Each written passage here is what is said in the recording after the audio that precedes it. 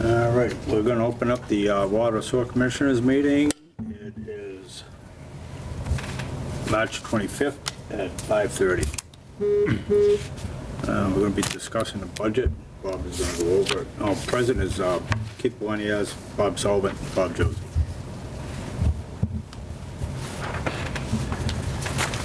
I'll set this up. All right.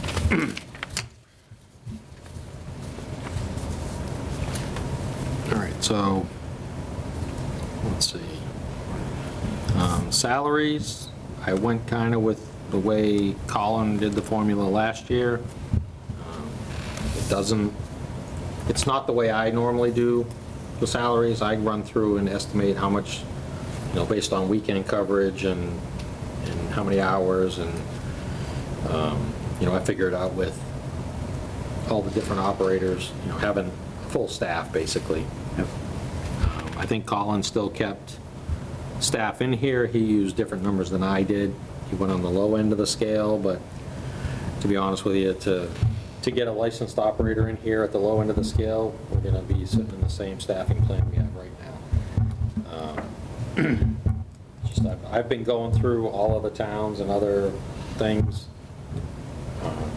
Auburn's primary distribution operator just got bumped up to $110,000 a year, and that's not the superintendent. That's basically the guy in Steve's position, and that's only for the distribution. They have a primary treatment guy too. I don't know what he's at, but I did just hear that the other guy is up to 110 now. I looked at a bunch of other towns, and you're talking probably closer to 30 for just an operator, 30 an hour. I had it at 25. I'm not sure what Colin's number was, but I went with Colin's math. He took the previous years, added the percentage, kept a position in there, I believe. I know there's another position in there. I'm just not sure if it was full staff or if he eliminated one of the 3 positions that we need to fill. But anyway, like I said, I went with his methodology of, you look at last year's budget, you add the 2%, Yep. whether it be cost of living or cost of living plus steps. What is it going to be this year? No idea. Haven't got those Haven't answers got those yet. figures yet? From what I heard, the selectmen are meeting next week on it, but that doesn't help me because I gotta have my budget submitted Yeah. before then, so. Right. And we're still budgeting as if we have full staff, right? Like I said, I went with whatever Colin's method was on the calculations from last year. My numbers and his numbers are off by quite a bit. On the sewer side, well, So, if we were able to bring on an assistant sewer operator, is that budgeted in here? there's money in here. I don't know if it's enough. That's all. We budgeted, 188, we're at 100 now.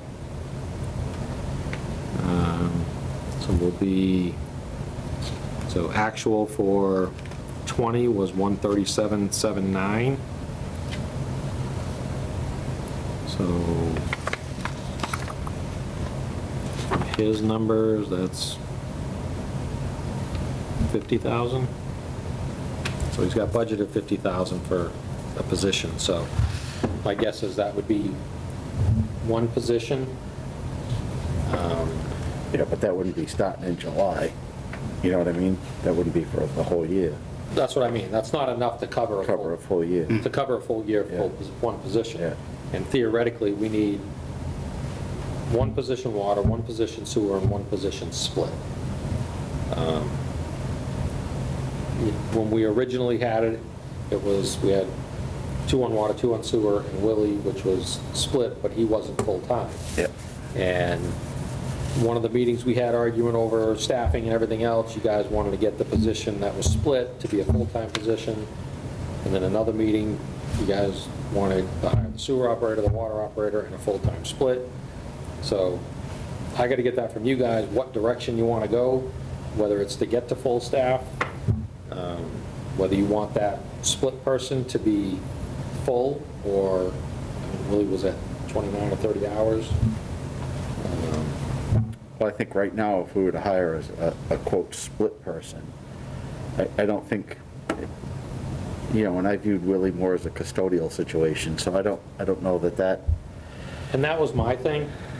even exists anymore at this point. Right, well, that position, the way we had discussed it at a few of the previous meetings, that position kind of went away, and Yeah. it, you know, it kind of puts it at a point where we're trying to get, you know, a chief operator or, you know, somebody to take the trash out, clean the Yeah, bathroom, yeah.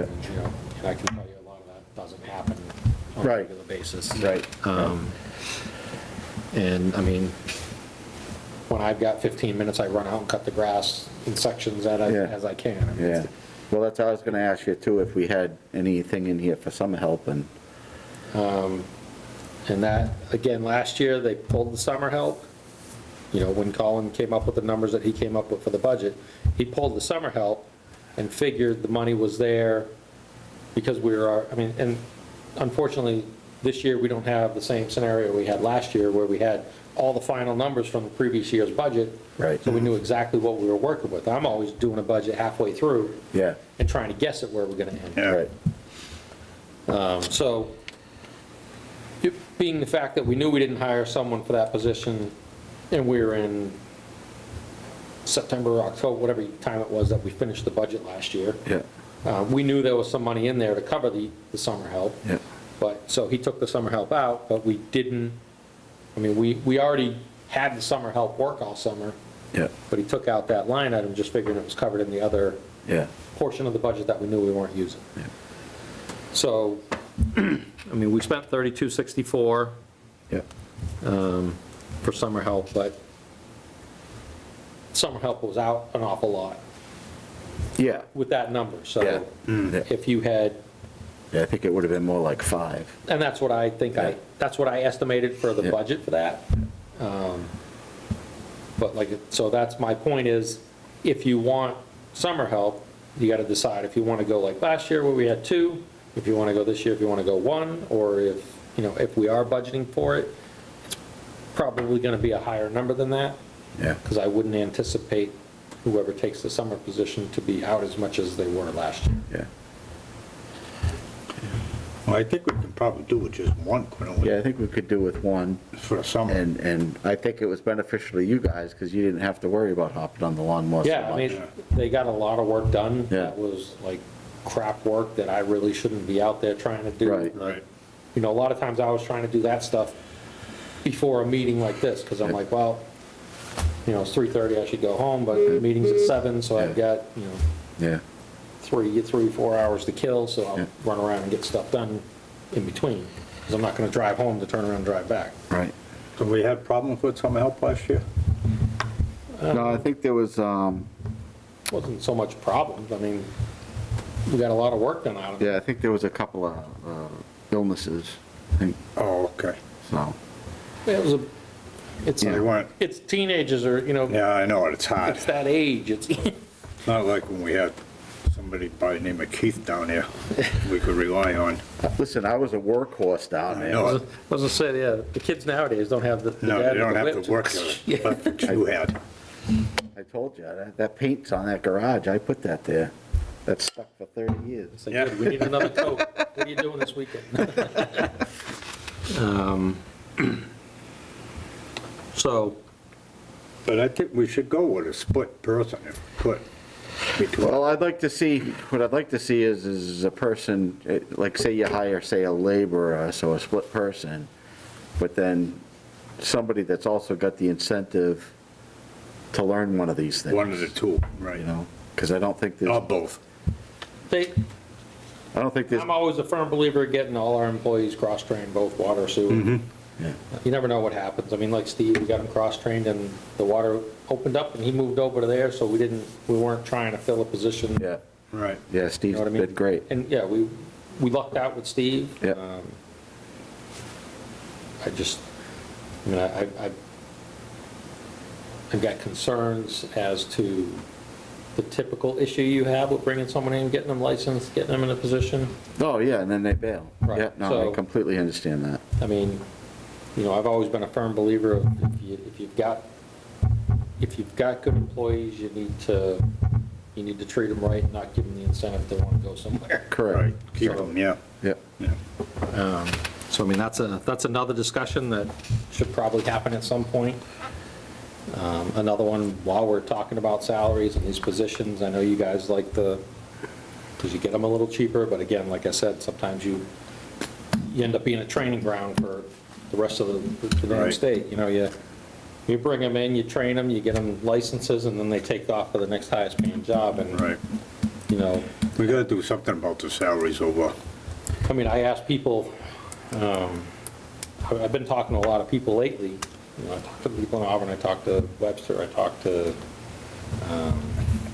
you know, and I jump on their websites and I check all the, you know, Spencer's had a water operator position open for a couple of years now, paying $30 an hour.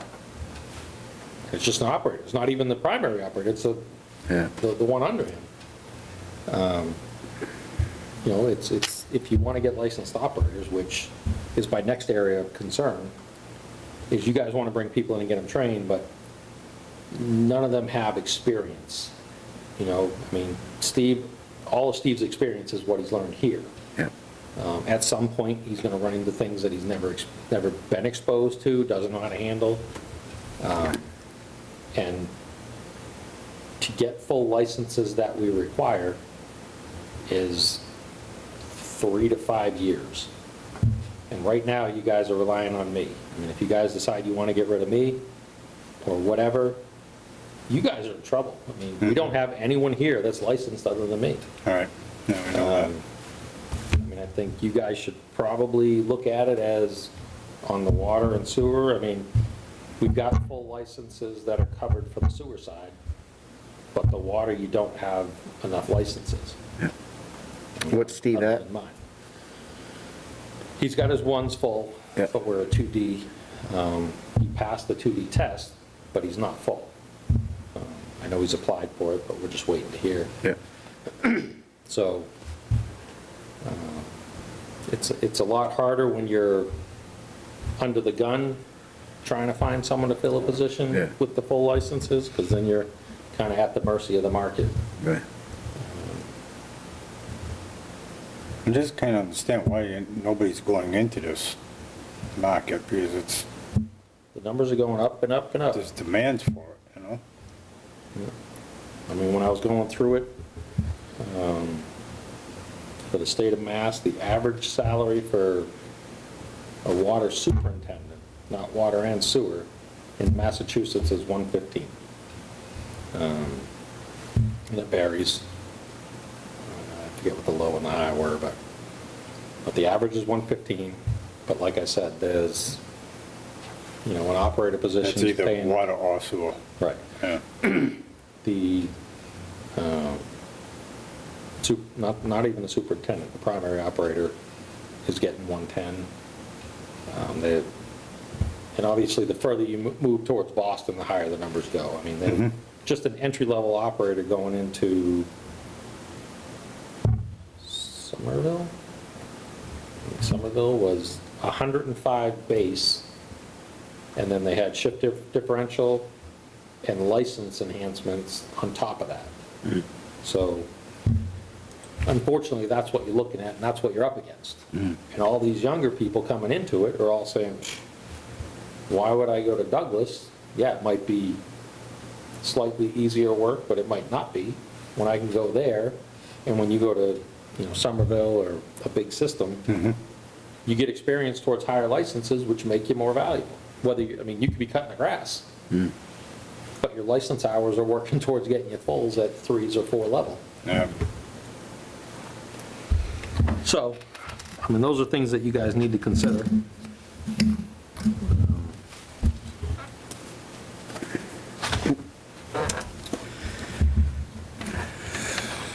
So I don't know what you want to do there. I mean, do I see you filling all 3 positions by July 1st? No. No. So- We haven't done it Fill yet. any. Haven't done it yet, so. But some of that is, you know, we've got to get, I've got to get the direction. You know, when all these arguments and everything came up about hiring, not hiring, everything else, you go through the processes, and I just keep hitting walls. It's, you know, the policies and everything say the town administrator writes the job descriptions. He's not going to write the job descriptions for us. He doesn't know what's entailed in it. And that's just that. So it's whether, do you want me to write the job descriptions? Do you guys want to write the job descriptions? You got to tell me which positions and what responsibilities you want. If it's a split, do you want an entry level? Are they cutting grass and taking the trash and that stuff? Or are they operators? That's, Well, I think we need a written job description, and like you said, you do the job, so you need, and have access to the industry information where there should be white pages and stuff on that. So you should write the job description. If you've got rain now, so we're clear that he's not going to do it or just isn't able. I mean, whether if we want to go to him and say, hey, To approve we've whatever. got to get it done, do you want Yeah. to delegate, writing the job description to me, you approve it, Yeah. whatever the process. And what would be the process? I mean, it seems, makes more sense to have you write it. Yeah, I mean, Right, and I'm sure that's what he would do, but we need to get the ball rolling on it. And like I said, it went round and round. There were some conversations over the last year that were, you know, arguments back and forth between him and other people, and everybody saying, nope, this is who's got the authority, nope, this is who's got the authority. And it went back and forth through all the acts and the establishment of the enterprise fund, and before that, when the water company was started, and, you know, so it was a long chain of where successions took over and who had the responsibility. yeah, but, you know, and again, not to oversimplify things, and I feel like I do that often, but just write it. Write the job descriptions, and then if we need his stamp of approval, this is the job description, and then he can read it and approve it. If we have, That makes the most You know, sense. because it should be on the books to define the position, and then, once that position is defined, I mean, I've wanted a second person for sewer operator for, you know, since Ray left. So I just feel like, I mean, we had 2 sewer guys there. yeah, But when Steve left, Steve went yeah, over. Steve moved over when Lost Dave that, left. so Yeah. So I feel like that second position needs to be. It needs to be filled. Filled. Yeah, I've and- felt that that's need to be filled for a while, so let's do the job descriptions. If we have to meet with him, or you need to get his approval, let's just simplify it a little bit instead of getting into this go-round of, you know, Well, the only thing we have to do is deal with you and Matt, Well, nobody else. it right? got, I it mean- got very complicated. I mean, it just seems when- like it's being made so complicated that, Well, unfortunately, it's the issue with having an enterprise fund, but portions of the enterprise fund have to adhere to portions of the town policies, and we have to follow the personnel bylaws, which state one thing and say this person does this, and they approve the rates and this and that, and, you know, they've got their little chart that says, oh, you get 1 point if you have this, you get 3 points if you need a license. And when they add up to 17 points, because they're not hitting all the key parts of, hey, your license, you know, you can go to jail if you send stuff down the river, or you poison half the town in the drinking water. But that's not on their chart, so you don't get points for that. So their points chart comes out to say that, you know, the job's worth $18 or $20 an hour, and you're not going to get anyone for that. you know, I mean, pretty soon you're going to be working at McDonald's for 15, so if you think you're going to get someone to come in here and, yeah. you know, put their livelihood on the line, No, you know, and it's the same thing, I've run into the same thing in our own industry that I'm in, so that minimum wage is gonna be 15, and, you know, you're paying a bus driver 18, yeah. and there's a guy that's got a busload of people on board, you know, Right. he's not carrying a truck full of squash, so Right. it's,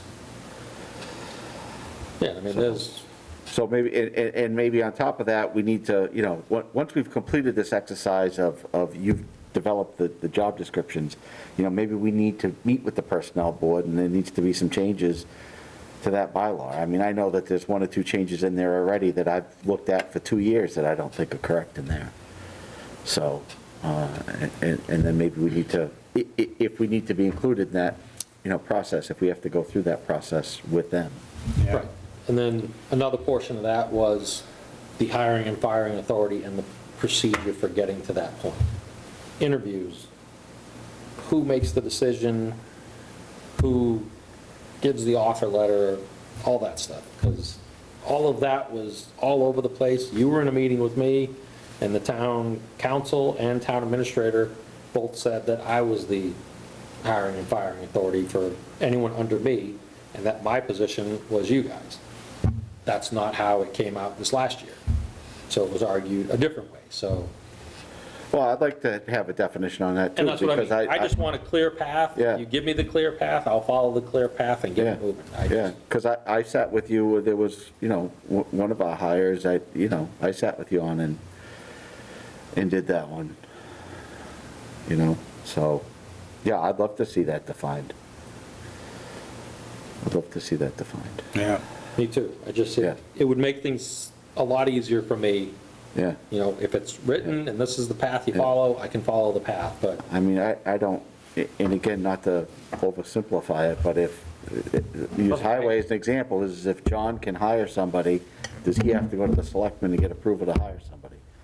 Or if he's budgeted the position, can he just go through the hiring process? You know what I mean? I know you have this extra board here to go through that John doesn't, but John, say, would answer to the selectmen. So, yeah, and personally, I don't care which way it Yeah. goes. Just give me the path to go and I'll follow the path. yeah, That's all I need is, you tell me what steps, and I'll take those steps. We posted a position last year in the paper, and then we turned around and canceled it, and, we paid for the posting, but, we never followed through with it. yeah. So, Well, I think you should be writing a policy and then run it through Matt, I would think. well, I should write the job description. The job Your description. job description, Yeah. to say, right, And the I have, policy, job I description. have no question that if we went to Matt, and it says in the policy that Matt says, all right, I'm the one that writes the job description, if I had to bet money on it, my first response is gonna be, well, write me a job description, I'll review it and approve it. Yeah. That's what I assume he is gonna say. Yeah, that would make sense. That makes Right, sense, because That would make right. He doesn't understand what's involved in the Yeah. conditions. Yeah. so- Yeah, so- I mean, he may and he may not, I mean, you had definitely a much better understanding. Well, and he's got access to all the trade stuff and Right. everything else that's, I That mean, he the job doesn't have description for any one of those positions should be as simple as a couple of clicks, and then we just tweak it to maybe a few specialty items that we may have, Right. so. All right, why don't you do that? All right, so But, now that we beat up the employment part of this, salaries, I don't know if you want to move forward with the numbers as presented. Like I said, I think they're deficient, but it depends on whether or not we get positions filled. It's plenty of money if we don't fill positions. It's probably enough money if it's a split, I mean, it's certainly enough if we just hire one split person. But if you're hiring a full-time licensed operator, We're not gonna have enough. you'll probably be shy. What is the most important thing? Another licensed operator, or? Yeah, I mean, the regs state, it has to be licensed operators, and I can tell you, if you ask anybody that's had them come in, I mean, Eli's one. Eli was there when they came into him, and they're like, no, you can't, manager can't be listed as your operator. That's, I gave you guys that guide to follow at a meeting last year, the year before. And that's what the EP required us to go through. I didn't submit it to them, I did what they said. They said I had to go through and complete it, so I completed it. It came out to 5 licensed operators. And that doesn't make any sense. I had Peter go through his numbers, I had Steve go through his, and it's all based on points. If you do this, it comes out to this many points. If your flow is this, it comes out to this many points. And you go through all the steps, you come up with a final number, and that final number dictates what your personnel requirements are. well, I think that we should make sure that we've got the money for an assistant sewer operator. For a full-time operator. Yeah, I think that money should be in there. Do we have the, I don't, and I'm just going by past, I mean, you believe that that's the most necessary position I at this agree. point? Yeah. I agree, that's the most necessary. So let's just make sure that we've got the funding for that. And then do you want to just stick with, say, 4,000 for summer help and see if we get somebody? I'm fine with that. Just get one person. And just one person? Yep. I mean, I think, I don't remember what the rate was. If I had to rate it, For summer help? yeah. Yeah, not gonna try to do the math right now, but. No, but I'm just figuring an extra 2 weeks, you know, maybe an extra $800, and Well, that was 2 people here, though, that was 2, yeah. But we had, one of them was off a few weeks. 3-4 weeks, so I And think, the other one was out a few days, too, but. yeah. But I think originally when I budgeted, I think I figured 2,500 per. So I don't know if I'd go up to 4,000, just because unfortunately, we don't have a ton of money in reserves, and we have a couple articles that we need to push forward with. Yep. One is the additional money for the I&I, Yep, one is the generator, yep, and one is the rest of the money for the engineering, Yep. which is a conversation we need to have and make a decision. We took some of that money out of a project that didn't cost as much this fiscal year to get that engineering rolling. If we didn't have that, it could have very well hung up that whole project, and we could lose out on a huge tax base coming into town. It's also a revenue source for the water department, so I didn't have a problem allocating money out of our budget to get the engineering portion done. Do I think we should pay for it? I don't think we should be paying for any of it. No, definitely not. I'm not, I think that the town tax revenue that's gonna come in based on this project is more than sufficient to offset covering what should be done for the improvements to get them water. so was that discussion had yet on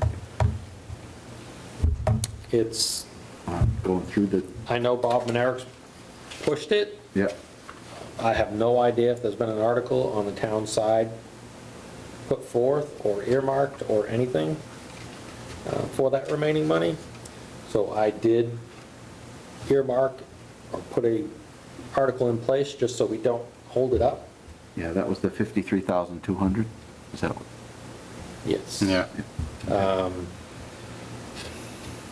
Yeah, so it's right around that. yeah, No, because I can't justify the water and sewer users paying for something that we're not gonna get any revenue, very little revenue out of. yeah.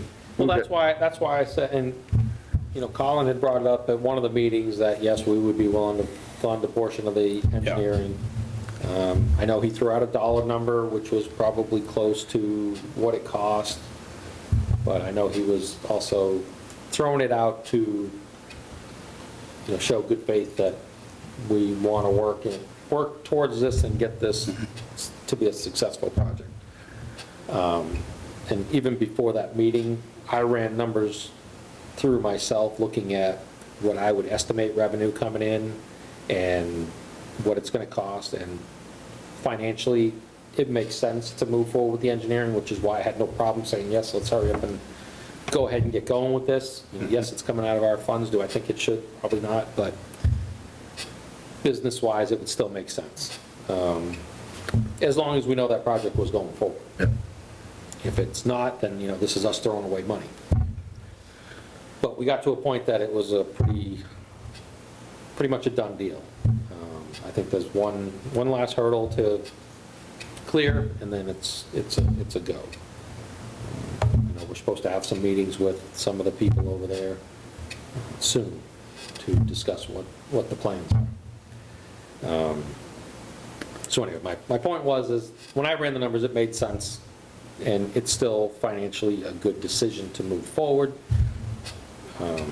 But where our finances are tight, we've done a lot of projects that we didn't take loans for, that we paid for, and looking at our numbers as to where we stand with this budget and money that we're pulling out for other articles. The generator article, I think I earmarked 100 grand for, Yeah. because that was the initial estimates, around 92,000, but that didn't include installation. more crane, so it was right around 100 grand, probably a little more. But I had someone from CAT come out, and they kind of did an assessment of it. Came up that we can cut that generator size in half. So we should be able to run fine. He said you could probably go to a 150, so he'd recommend a 175. And I said, well, 200 is good to me. You know, we cut it in half. Our size is half the size. The prices I got so far were around 45, not including installation, crane, that stuff. So we're looking at about 50,000 there. So we got. We said we're gonna go with propane, right? Instead of No, diesel? unfortunately, I did think propane. Propane won't be down, and it's not propane, it was natural Natural gas that we're gas. shooting for, but a natural gas in a 200 goes from 45 to about 65,000. So your cost is significantly higher. Yeah, just, we don't even have to By talk going about. gas over diesel? Right, and Diesel. so with these numbers and where we stand financially with money in the bank and everything else, I would say you cut it down, go with the diesel for now. It's not a guarantee the gas is coming. No. Well, they say it is, but I do not like to count my chickens before they hatch No. on something this significant. I of an mean, you're expense. if you're lucky, 2 or 3 years down the road, I bet. Right, so 65 was for the generator, and then, of course, you've got, you know, we'll have to pipe a gas line in, we'll have to locate a tank somewhere, even if we tie into the tanks that we have existing. There's a lot more and a lot more involved where there's a bunch of additional costs, so you're gonna be back up, you know, 85, 90, getting close to 100,000. And then we have to go and do all the piping over if we bring natural gas in, and then convert it from the propane to natural gas. So we're back up to a $100,000 plus generator, you know, so And then at by this the time point, that I would happens, say we're we gonna stick need with another the, generator. stick with this one. In 20 years, when this generator's no good, you switch over to natural gas. I mean, at that point, if they have natural gas in town, we've got 3 1,000-gallon propane tanks, 2 500-gallon propane tanks right at the treatment plant. If natural gas comes in, I would highly recommend just swapping out, Oh, yeah. get the tanks out of there and just run a gas line in. And at that point, we'd have gas there, and it would make sense to put the generator in at that point. Yeah. So I'm back to a diesel generator, Okay. right around 50K to get it in. The engineering, what did we say, 52,000 more we needed? Yeah, 53,200.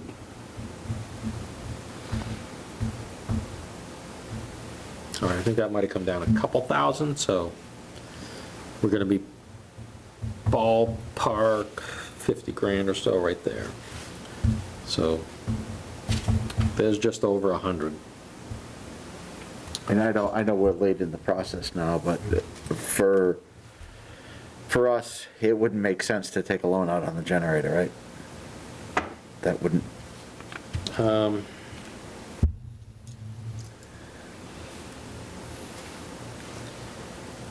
It's, I don't, because anytime that any of our, and again, only being here 10 years, I say only, but any of our loans have always been towards like system development, so water tank, water mains. Right. typically, your loans have been hundreds of thousands, if Yeah. not millions. Yeah. Yeah, yeah. And And equipment, I don't know what kind of, I would have a hard time saying that you want to go through the process of borrowing to pay for something like That's a this. capital at project. $50,000. Yeah. okay. Yeah, I just wanted to ask. I know it's always been towards like system development, like, Yeah. you know, sewer main or water main or Right. tanks A or big project, booster or something, you know? but, Yeah. Okay. but we're kind of dancing that line of, are we going to deplete all of our retained earnings? Yeah. And Yeah, we can't do that. I can't say that I don't think that we'll be putting some money back in at the end of the year, but unfortunately, we can't count that till November. Right. So some of these things that are projects, it's a matter of, do we move forward with a lower dollar amount, then you guys got to make the decision on rates. Yeah, well, we're gonna have to have that meeting anyway, because we came close to having it last year and then didn't. It should have happened last year. To be honest with you, I think the guy we got doing the rate study is useless in my opinion. Yeah, The stuff he has presented is he used an Excel sheet, looked at our numbers, said, all right, here's how much money you guys spent, here's how much money you need, here's how much money you made. Okay, we got to make up the difference. yeah, We could have saved $8,000 and punched that into a spreadsheet ourselves. yeah. But, I mean, I can show you guys a real rate study and what they're supposed to look like compared to what we get, but you get what you pay for. Yeah, I mean, he was 8, for 25, you'll get a real one. yeah, A real one will project out 5 years.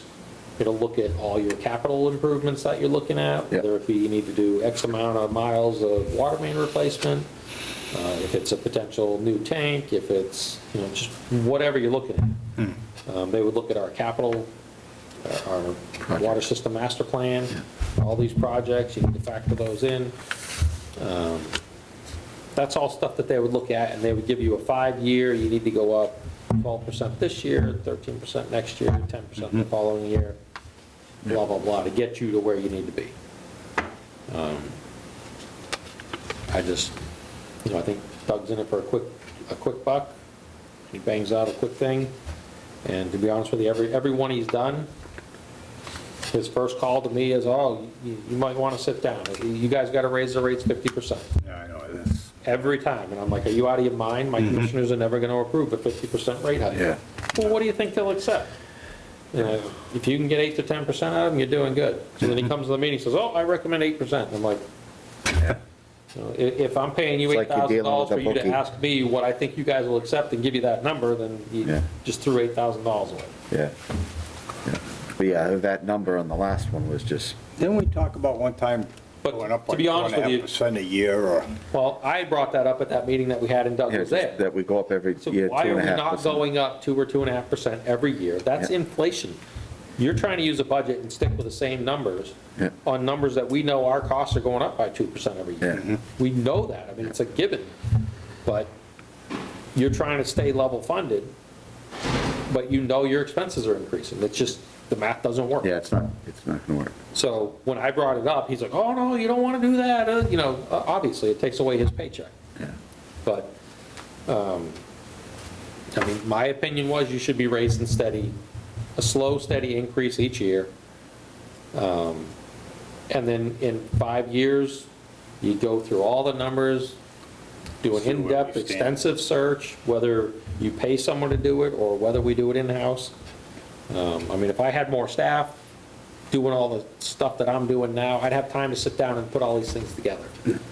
The stuff that I have pulled together, I haven't found a town yet that's not using a stepped increase. And if you took and used our rates compared to other people's rates, and you can't just look at their rate, because some of them are charging fees on either a monthly or a quarterly basis that are 2 or 3 additional fees on top of their base fee, and their base fee is tiered if you get a 5/8 meter, a 3/4 meter, a 1-inch meter. yeah, we and talked so about on. that before, yeah. All right. And, I mean, I've been saying this for years, and the tiered rating as well, I know you guys are always trying to keep the rates down, you don't want to raise rates, and I know you're looking out for the rate payers, but I've said it, I think since I started here, you got to look at a tiered structure. The people that are using the most water are either wasting the water, or their businesses making money, and those are the ones that can afford the water a little more, and you want to put incentives to make them conserve water. If they've just got hoses running and just letting them run, I mean, you know how much water they use down the mill, but they didn't even think twice about how much water they were using. I mean, we fill tanks up and empty them out, for no Yes. reason. And you're pulling water from customers that we could be adding to the system without going through permitting processes. But you hit you do a tiered structure, and the people that are, say you hit a tier at 3,000, you could probably keep the same fee that we have now for the 3,000 and under, maybe raise it a little bit, but nothing that anybody would even notice. But then you go that next phase, and it's not like the people are paying, if you go to 5,000, they're not paying the higher rate for 5,000, they're only paying the higher rate for the 2,000 above the 3,000. So if people are just going over and hitting that higher fee, they'll look and try to conserve a little bit to stay out of that bracket. But your highest consumptions will be the mill. I mean, you can't tell me the pot farm's not making a ton of money. You know, they more than doubled their usage for the pot farm, so we know they're using a lot of water. That's taken away from, you know, if they're using 115,000 cubic feet, that's, I don't know, do the math, it's, how many times does 4,300 go into 115? You know, that's that many residential houses we could add to the system that we would be collecting a base fee, a connection fee, you know, all those fees that would help the department and help pay for new mains, because this one customer's using all of that water that cuts out what we have available to sell. So at some point, we're gonna get to a point which we're approaching really quickly, that we can't approve another development because we don't have the capacity. So if you get someone like the pot farm to look at their process and reduce their usage, or it's paying enough money that we can afford to go through the process of increasing our water withdrawal, or we're getting enough revenue from it to investigate another source to add more capacity. So those are the things that we need to look at, and not just have the guy that doesn't even live in New England anymore, Well, that's where my issue landed, yeah. you know, Yeah, he's in North Carolina trying to yeah. look at our rates. And yeah, they're just numbers. You can do that from anywhere in the world, but Yeah. the fact of the matter is I just don't think we're even getting what we pay for, even though we're not paying what a typical study would be. But like I said, if I had proper staff, I'd have time to go through and come up with all the spreadsheets. I mean, I can make formulas in Excel as well as anybody. So I can run numbers, I can calculate numbers, I can show you what we need for revenue, where we're at, you know, all those things. I can put that together in a spreadsheet, but that takes time. Yeah. And I just don't have time when I gotta go pull a, you know, work on trying to get a tree off a roof and, you know, fix the actuator valve in the treatment plant, you know. Is the tree off the roof? It is. There's a hole in the roof, but tree's off it. So now this weekend, I gotta go patch a hole in the roof, so. Well, that's what I'm talking about. You know, if I'm not up there trying to patch a hole in a roof, I could be working on numbers to Yeah. get the revenue set correctly. So we can have afford insurance this to stuff. pay for that? What you'll pay for the deductible will be more than what What it it costs, so it's, you know. And if you claim it to save yourself $500, because that's $500 over your deductible, Right, yeah. your rates will go up next year $600, so. Yeah. Yeah, you want to make sure it's totaled, Bob, for the insurance claim. Yeah, that's for sure. Our original well house, we don't want to total that one. No. All right, so my point is do we fund the positions full-time? I don't want to, I guess that's where this all started, when you guys are saying 4,000 for a part-time position that I probably would have budgeted 2,500 for. All right, well, if you think we can go down, that's fine. I mean, That's fine. I'll say 3, just to kind of meet in the middle. Yep. So 3 for summer, and hopefully we can get somebody.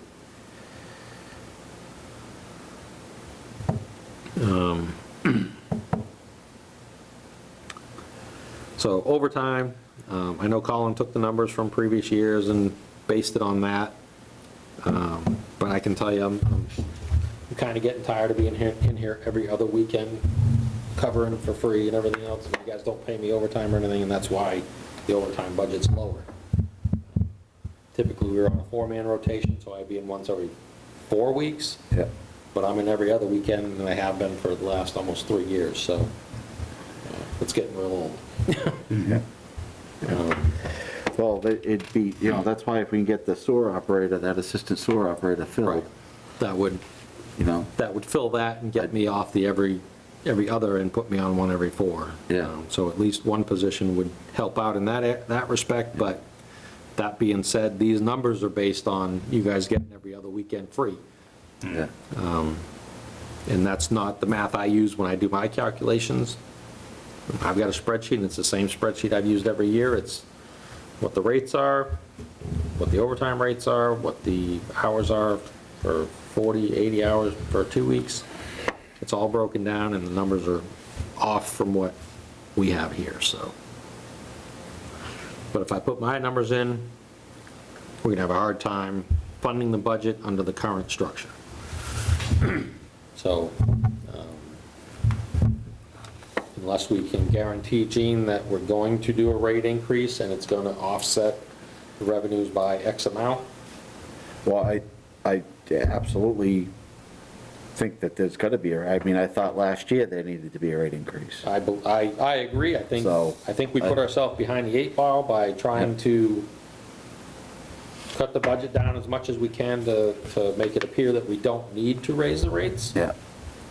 I think we've been steadily decreasing the bank account, but we accomplished major projects that have been out there for a long Yeah. time that needed to be done. In 2 years, we'll have no debt left. I mean, we've already got all the money to pay the debt. It's already set aside. So So- we have no debt. So let me ask, if we go into the process, so let's say we go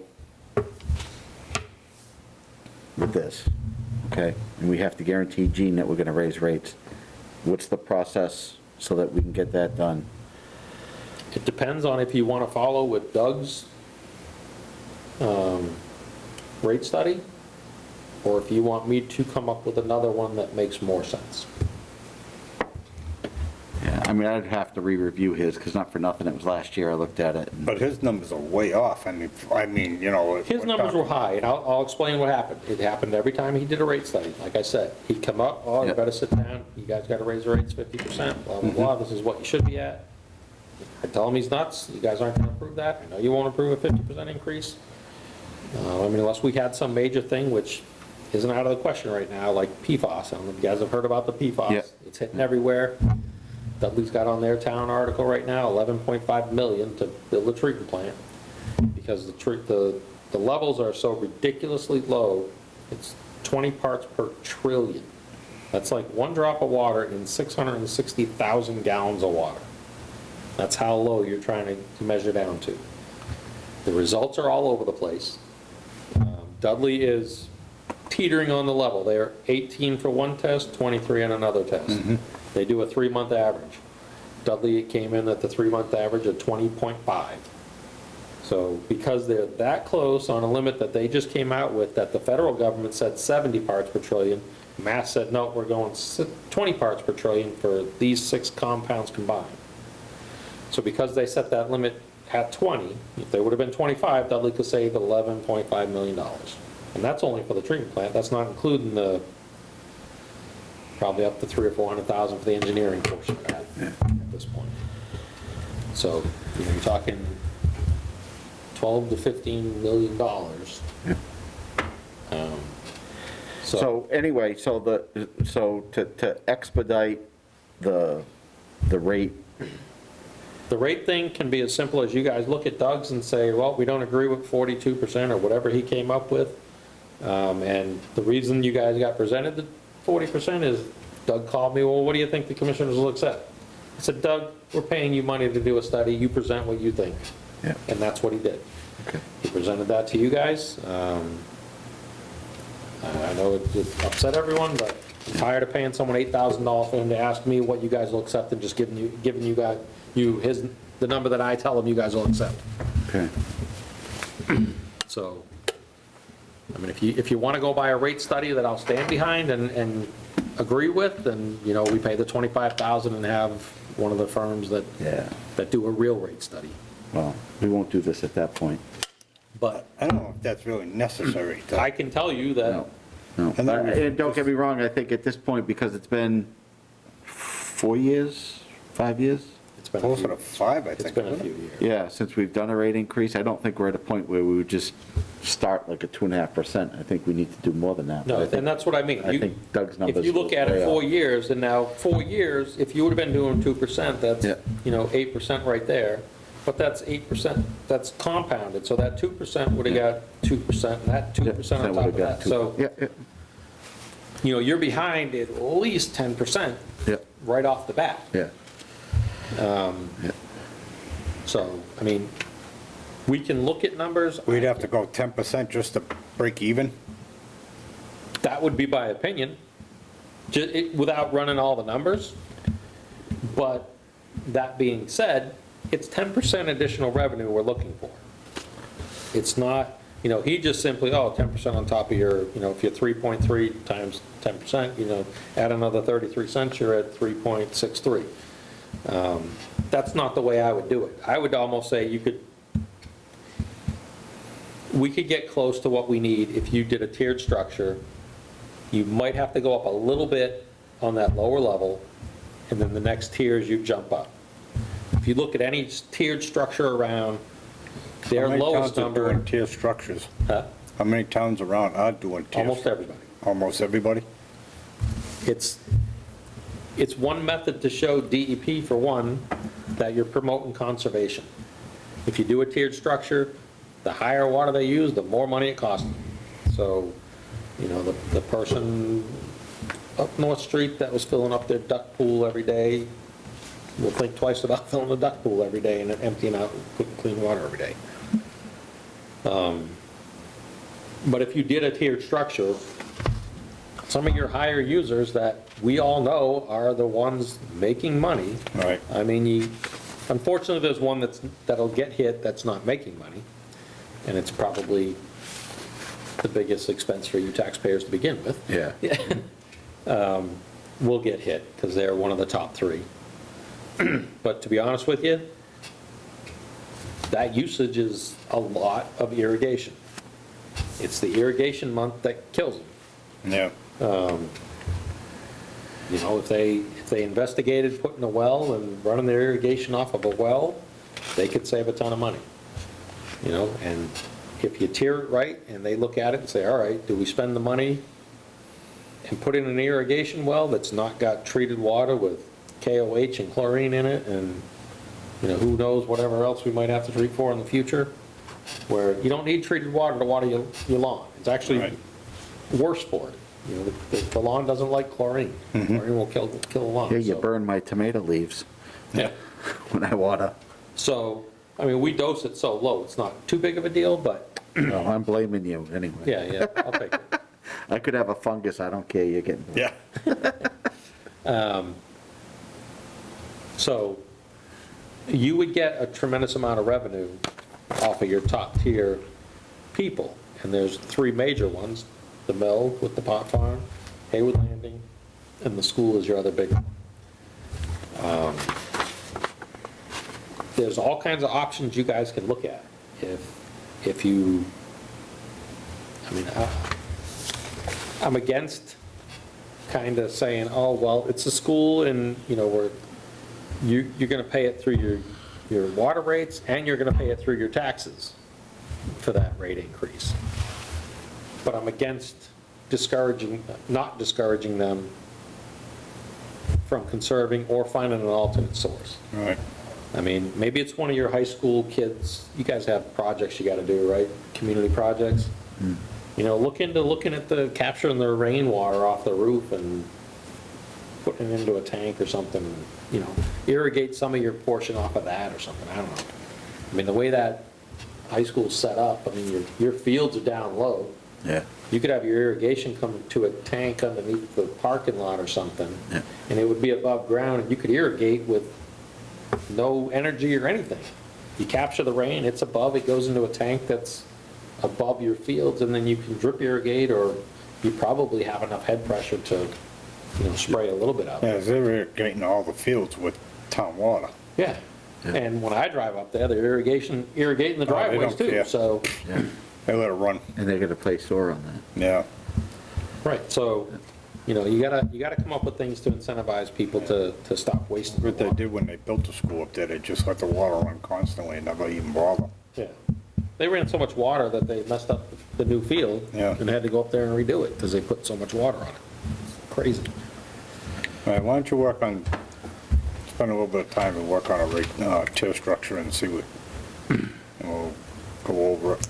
And I mean, I was starting to put together, but it's a tremendous amount of hours to put together and Yeah. try to get a spreadsheet that's gonna give you, if you use this much water, here's how much it would cost you in Dudley, here's how much it costs you in Webster, here's how much it costs you in Oxford, Whitensville. But usually you said the trigger would be 5, or once you get above 3. They usually do 3, 5, and then 10. Is a typical tier structure. They might have a 7,500 in there, but it's usually like 3, 5, and 10. That's like 5,000 cubic feet. Yeah. Well, as far as immediate, should we go up But to be honest with you, I would- 2.5% or something, or? the way you really look at it is you look at your users. Yeah. And I had already started doing that. I put it into a spreadsheet and I had that. And I explained to Lee that that's what I was doing, and then she did it as well, so. Yeah. So we kind of duplicated it, but I didn't know she was gonna take it and run with it some, so. She started to put together some of that. Yeah.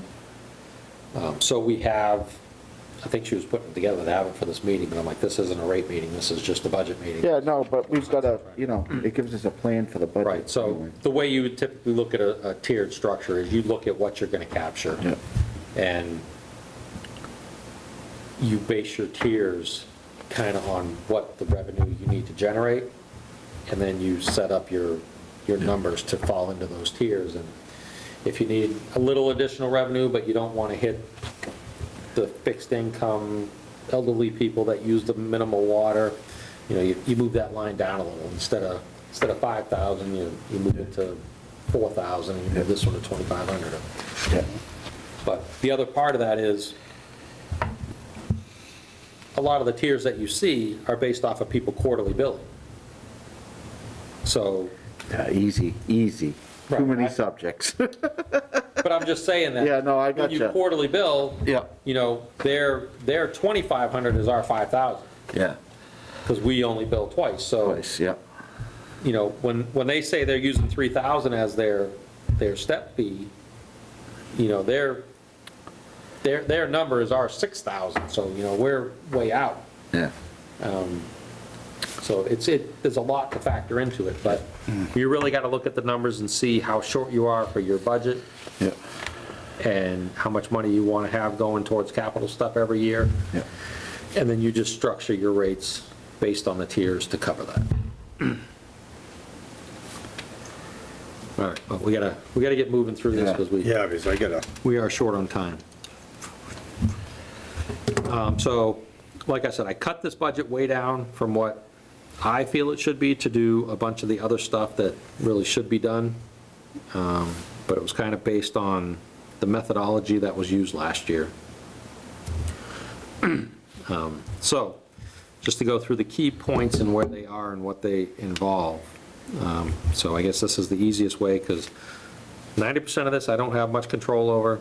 Some of these numbers, one big item, we budgeted $39,000 under the health insurance. As you see, in '20, we only used $6,800, in '21, we only used $52 so far. So that'll probably be close to the 2020, I think 7% higher is what it should have been. I dropped that number to 10,000. But someone that was out of the family plan may jump back into the family plan. If we hire new people, those numbers are gonna go up. So, I budgeted last year for it, those numbers won't really get spent, but the FICA was budgeted for somebody else if we hire to be on it. So, if we're Yeah, yeah. serious that we're gonna get people hired, then some of these numbers should probably be adjusted to cover a potential somebody opting for insurance. Yeah. And I can tell you, a family plan is close to 20 grand per employee on our side that we have to pay. And a single individual is much less.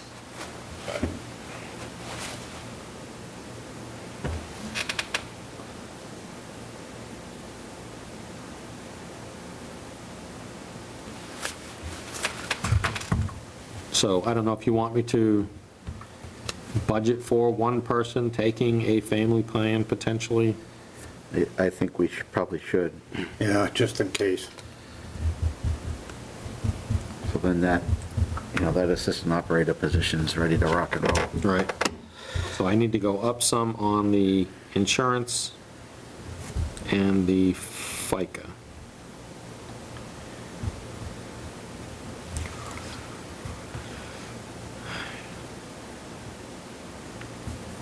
All right. So the major items are repair and maintenance. I added, we'll call it 45,000. Last year, we added 4850, just so you have a comparison. So that is to add the actuators that I told you are obsolete, that we can't get no more. There's a 8 to 12 week lead time on getting them. So if I don't have them on the shelf and one goes down, we have to have them. So there was 2 that I was gonna order this year, 2 that we already ordered 2 this year, but we had budgeted for 2 more for next year. So this last year's budget, we budgeted 20,000, but that's getting them and installing them. I won't budget to install them again this year, just because if I have them on site, if we don't need them, I don't need to install them. So we'll wait and see. If it comes up that we need to install them, then I'll try to make adjustments somewhere else to cover that. But, I mean, we do budget some money for repair and maintenance outside of something like this, so. So I got 10,000 for the actuators again this year, 10,500 for 3 manholes. I had it in there that we should have did 3 last year. We opted to push it off to this year. That's why it's in this year's. Another 10,000 for collection system repairs. I mean, I already know that we have a repair we need to do on North Street. I know there's a repair we need to do in the Colonial Pump Station. And I know there's a repair, I just have no idea what it is yet. But we are getting infiltration coming in on the short leg of the Colonial Pump Station line. And there's only 2 houses on it, and the flow that comes in there when it rains is absurd. So I know I've got to do something there. What it is, I'm not sure yet. And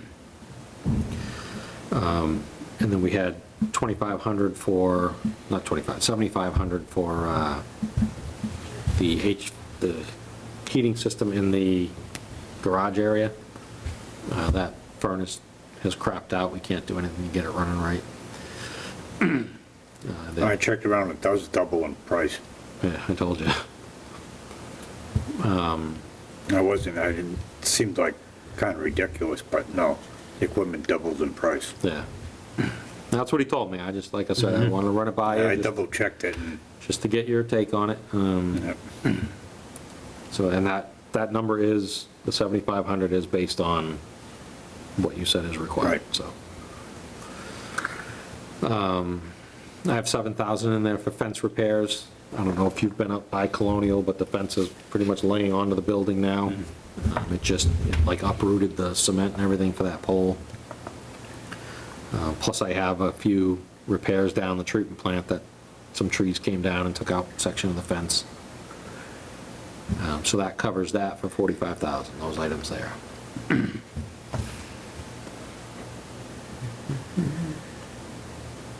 All right, then we have, if you go down a little more professional and technical, originally when I presented it to you last year, I told you it was $150,000 for the first phase of the I&I study. There's typically 3 phases to do it.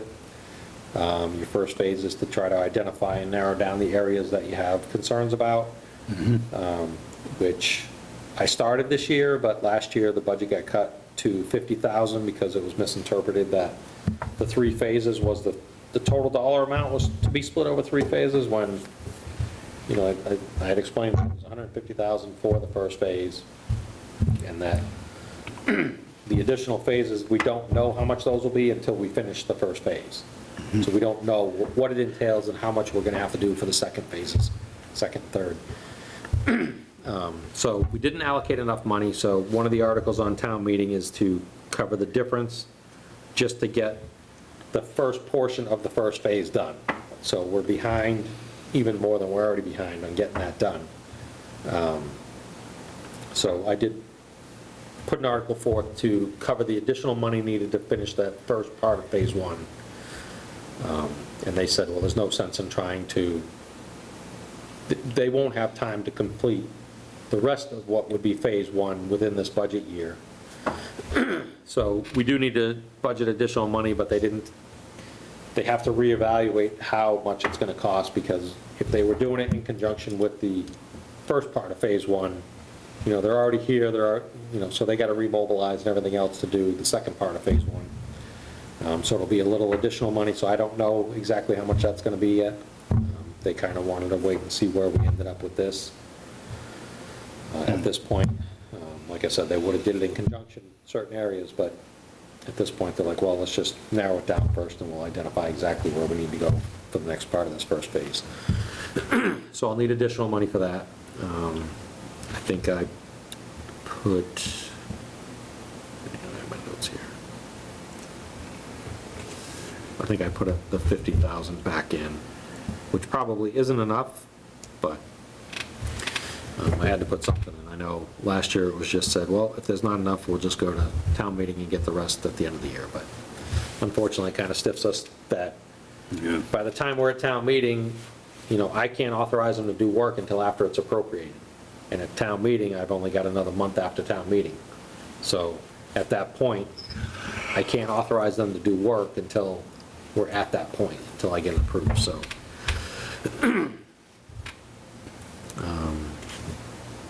All right, so the next one would be the $30,000 under engineering and architecture.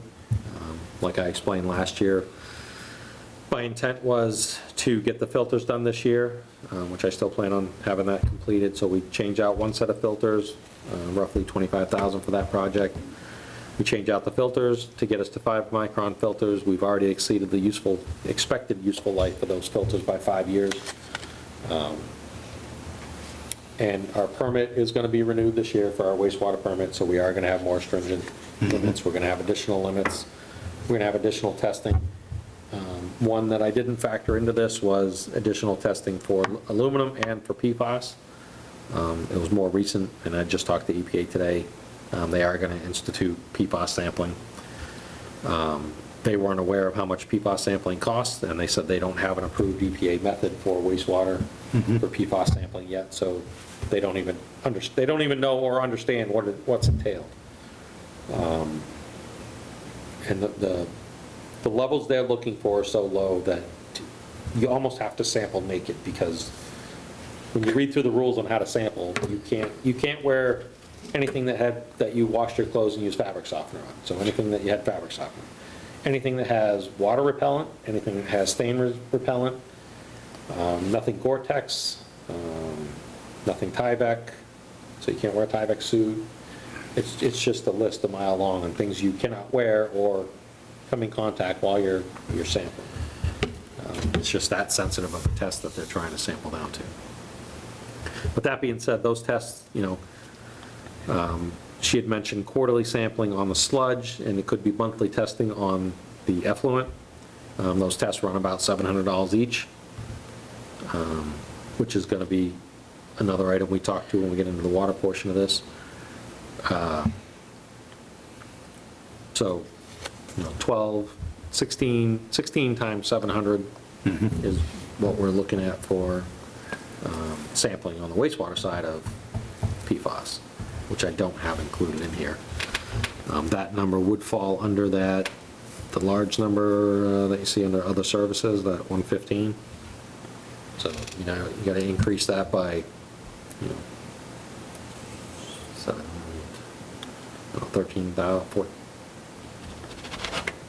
$12,000 or so, you know, roughly, just for the PFAS sampling. And then we also got to do aluminum sampling.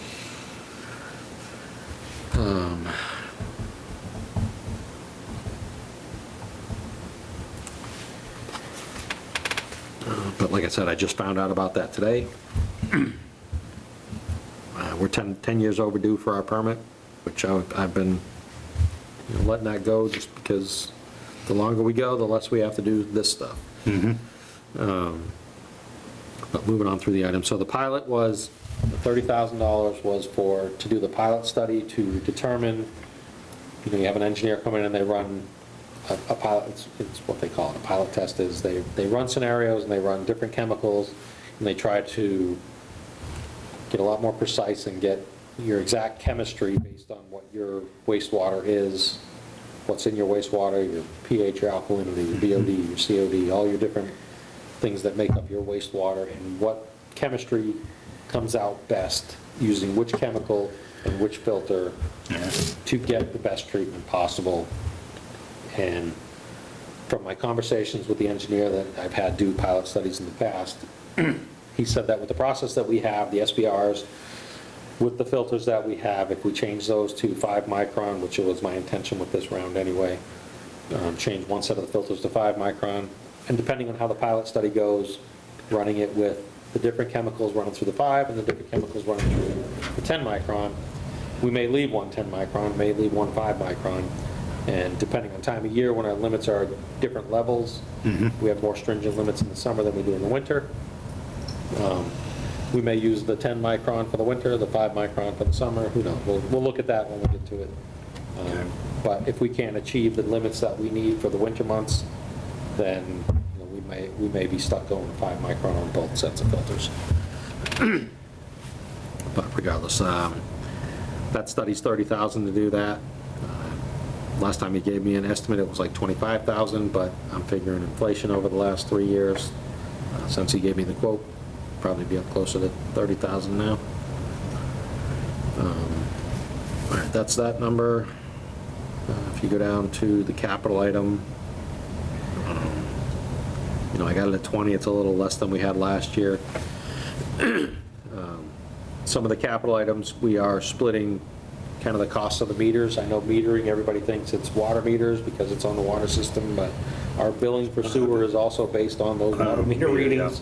So it is a split cost, it is a split benefit. So, we used to always charge it just to the water side, and I think some of that should be captured in the sewer side. So some of that money is in there earmarked for water meters. We just need to keep better track of where we install the meters. If it's a water only, then we should just be charging that meter to water only. If it's a water and sewer, then they should be getting split between the expense.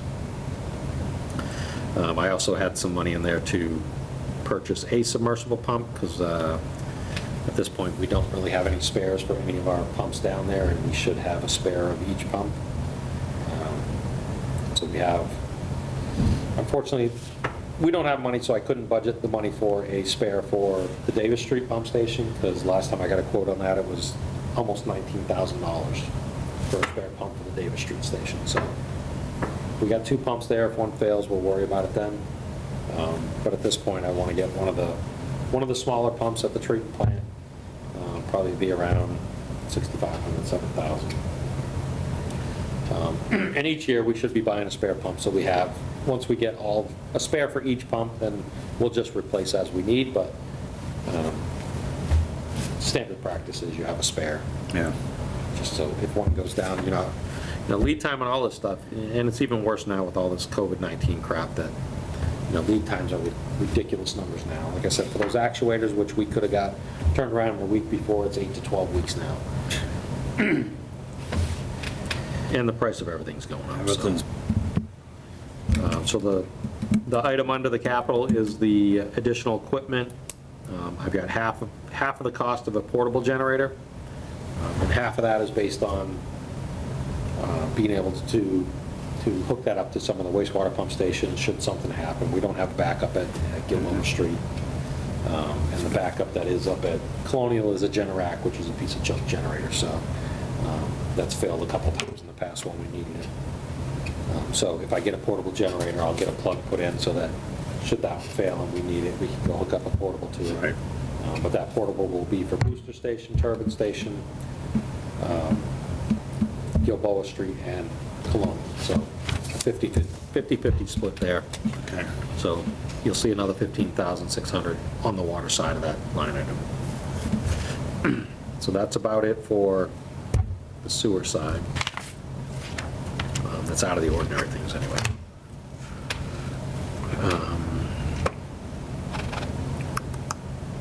All right, so on the water side, We still have nothing to say about OPEB, right? We just send something. OPEB, I asked for an evaluation to see where we stood. We kind of just spitballed the number 5,000 when we originally did Yeah. get some funding in there. Yeah. I think we were still low, Yeah, but at least we're not going backwards okay. anymore.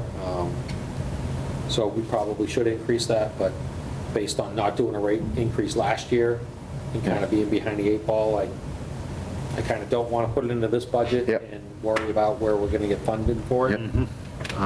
They haven't said, oh my God, you guys are way behind, you need to increase it, Yeah, so we'll just leave it. but I would like to get it to where it should be at some point. Yeah. It should be factored in probably at 7,500 or 10,000 if we're factoring numbers for the rates, Yeah. just because it's going to be a consistent every year fee.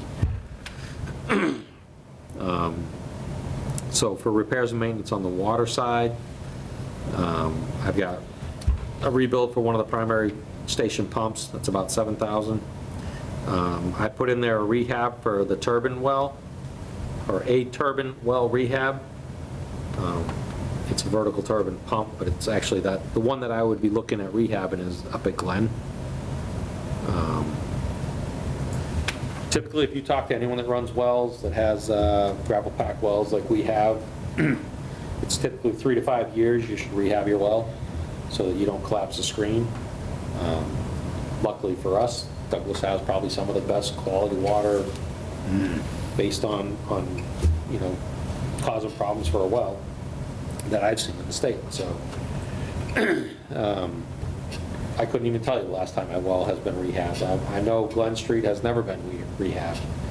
Turbine did get rehabbed many years ago, long before my time, but standard practice is, 3 to 5 years you rehab a well, it brings you back to full capacity of the well, you inspect the screen to make sure you're not going to collapse a well. Dudley collapsed the well last year, Auburn collapsed the well this year. And once you collapse it, you can't use it, you can't rehab it, you can't do anything, you're basically drilling another well. So you're into it for, How much is the rehab? that number I'm guessing, because I've asked a couple people to give me a price and they haven't got back to me with prices yet. Last one I did was about 35 grand, it's probably higher than 40, but I put 40 in there.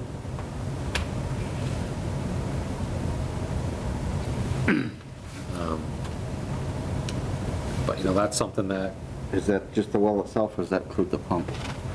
not the pump, that's just the well. So what they do is they come in with a crane, they got a big crane, you gotta pull the pump out, of course you'll inspect the pump and stuff while you get it out. If you need to do anything, you'll fix it at that time, but, and they got a big disc thing that goes in, it fits inside, it's like a rubber gasket almost. And they take a crane and they plunge the thing up and down like a plunger. It just goes up and down in the well. You add a bunch of acid to it, you plunge the crap out of it, you pump it out, and it stirs up and breaks up stuff.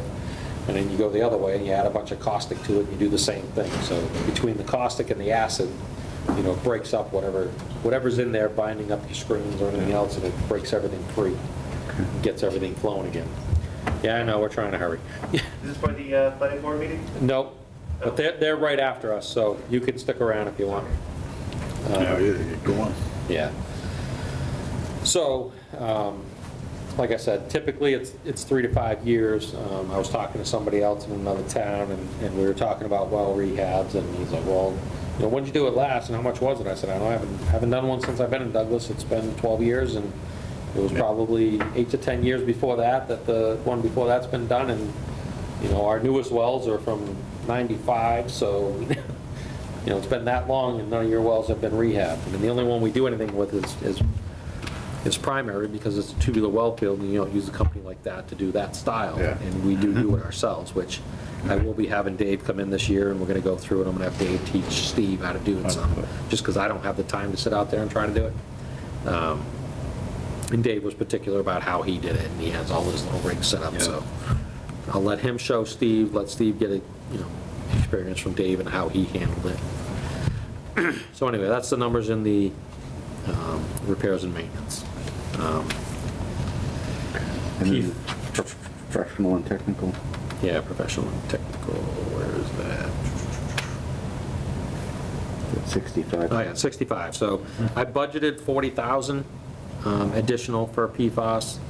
Last year, we had 75 in there for the risk and resiliency. This year, I put 40 for the PFAS sampling. So I'm not exactly sure why I have it under that category. I think I just put it in my chart here, and I didn't put it in the right category. It really should go more wherever our sampling. Actually, I think that is where we have, that's why, when I looked, I think we're incorrectly putting sampling, all our sampling under that line item, and it should be under a different line item, but I'll get into that after, but we have a spot for it right now, and that's where I'm gonna use it. So I put 40,000 for PFAS sampling. We are required to sample for PFAS by October 1st. How's it going, Arnie? We're trying to hurry. I know you guys are in here at 7, right? Yeah. So we are required to sample for PFAS by October 1st. I submitted to DEP to get a grant to do, they're offering free sampling for the first round. And like I said, it's about $700 a sample. We'll have to do all 4 wells, so that's 4 raw, and 2 treated, just because our wells are set up combined. So there's 6 samples that I gotta do right up front for initial sampling. If any of them show any level of PFAS at all, then you're on monthly. So if we do 6 samples, they'll require repeat samples to confirm it right away. So that'll be 12 samples in the first month. And then you probably 6 samples a month if you have any detection. 6 samples a month at 6 times 700 times 12. So you could be between 60 and 80,000. So I went with 40,000 to have an earmark because we have no idea where we're going to stand with it. Yep. We could get luckier than every other community around Yeah. and not show any. I'm concerned about the primary, the 2 stations on West Street, because I'm aware of the fact that that little circular mound at the mobile property was built to start fires and practice using the foam. The triple F firefighting foam is the biggest contributor that has been identified so far to the PFAS. And PFAS is it's a long-chain polyfluoride compound that has a long shelf life. It doesn't go away. That's why they call it a forever chemical. It doesn't break down easy. It's not easy to treat. So it sticks around for a long time, and it moves through the ground easy. If we're pulling water, it's going to pull in that direction. So I'm concerned about the West Street wells. And that's why I split it in half. Instead of saying the 80,000, I put 40,000, because I'm kind of hoping the Glen Street is away from that, and the water's coming from a different area, but I'm hoping, so. But instead of overinflating a budget that you guys are gonna worry about coming up with funding for, I cut it in half. If we run into a problem, trust me, the 40,000 is gonna be the least of our concerns, because you're gonna be looking at hundreds and hundreds of thousands in engineering and millions in treatment plant costs, so that's that line item.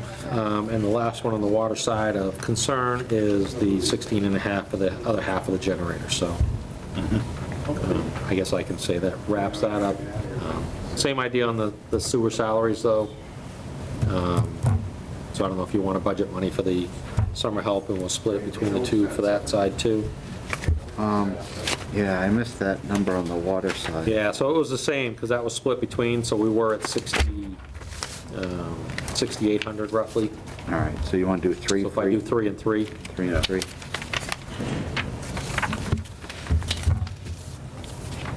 Okay. so unfortunately, we're out of time for having another budget meeting. If you guys go through this and you have any other comments, or, hey, I think we need to raise this, let me know, I'll throw the numbers in, I'll come up with, try to get an estimate on where we stand for funding the budget.